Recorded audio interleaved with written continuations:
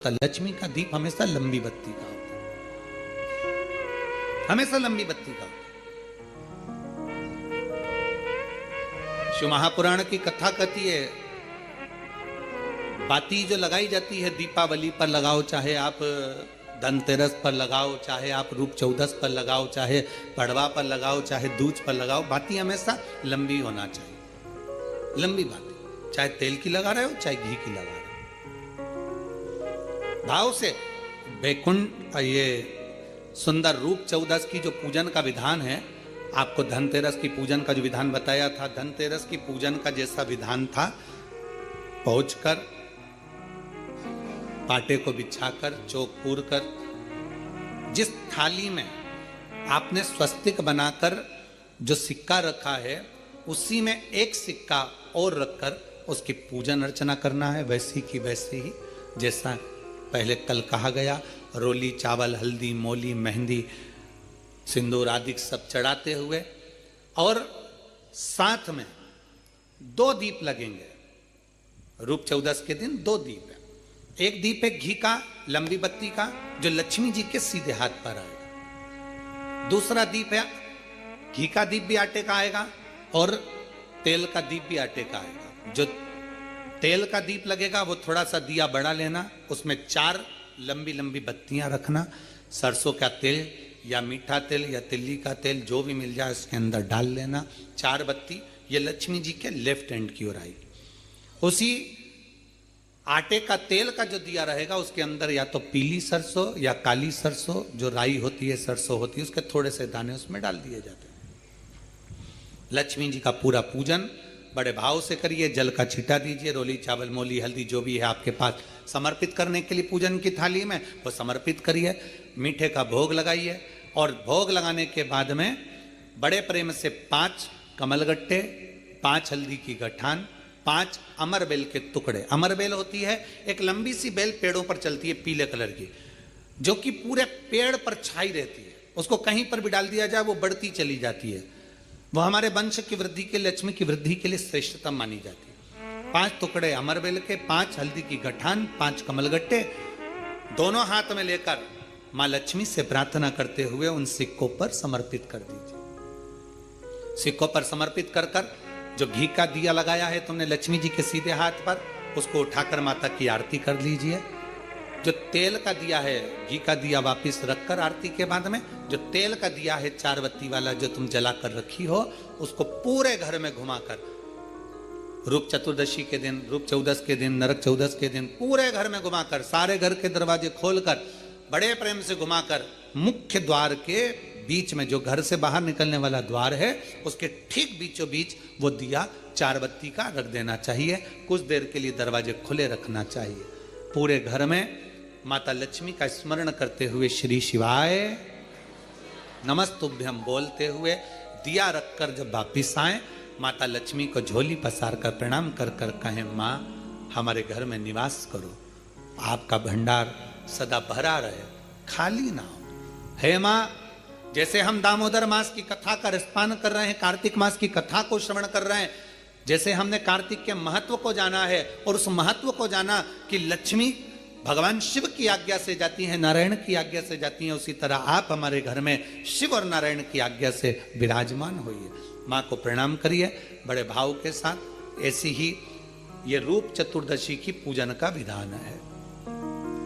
ये रूप चतुर्दशी की पूजन का विधान, जो थाली अपने धनतेरस के दिन रखी है उस थाली को आप रात्रि को हटा सकते हो, दूसरे दिन फिर वही थाली रखा जाती है। तीसरे दिन दीपावली का जो पर्व होगा, कल की कथा में आपको 2 बजे से 5 बजे तक जो कथा होगी कल की, आज की कथा तो 9 बजे से 10 बजे तक है, पर कल की कथा 2 बजे से 5 बजे तक होगी। 2 से 5 इसलिए रखी है क्योंकि उसमें 3 दिन की पूजन का विधान बताना है, एक दीपावली का, फिर पड़वा का, फिर दूज का। तो बड़े प्रेम से उस कथा को, कल की कथा को अपन 2 बजे से 5 बजे तक श्रवण करेंगे। भगवान को अपने हृदय की बात, अपने चित्त की बात, अपने मन की बात बाबा को प्रार्थना करते हैं। और हम तो निवेदन करेंगे, प्रयास करिए, अगर हो सके रूप चतुर्दशी का अगर दिन है, नरक चौदस का दिन है, जैसे कुबेरेश्वर धाम पर दीपावली कब की है, 31 अक्टूबर की,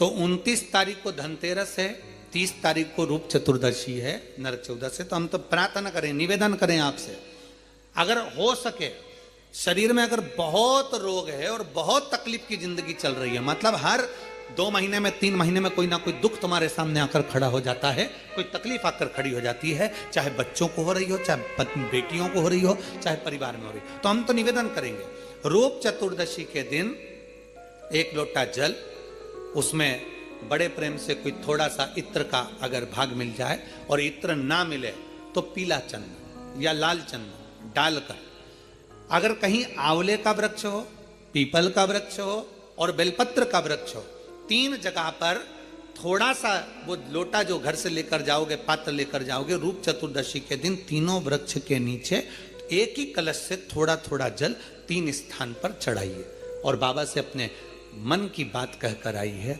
आप खुद देखोगे कि 3 महीने में मेरा कुबेर भंडारी आपके दुखों को हरेगा।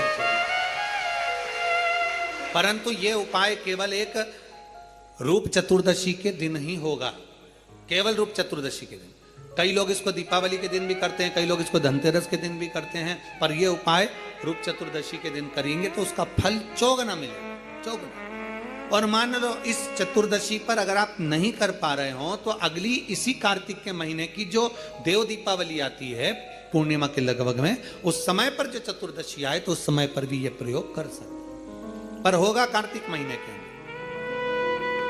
अब तीनों आंवले के वृक्ष के नीचे गए, वहां पर भी गए, दिया लगाया, दिया लगाते से ये कन्या वहां पर प्रकट हो गई। काका हमें आपके साथ चलना है। अब इतने में तो बुजुर्ग बूढ़ी माँ ब्राह्मण की पत्नी बोली, अब कहाँ लेकर जाओगे, कौन है, रो रही है, बिलक रही है, हमें तो आपके साथ चलना है, हमें लेकर चलिए। ब्राह्मण ने कहा अब ये रो रही है, कोई भी इसका नजर नहीं आ रहा है, इसको भी ले लो, लेकर चल दिया। ब्राह्मणी चिढ़कर बोली, घर में पहले से 6 बेटियां बैठी हैं, 2 और हो गई, कितनी हो गई, 8, और पति पत्नी 10।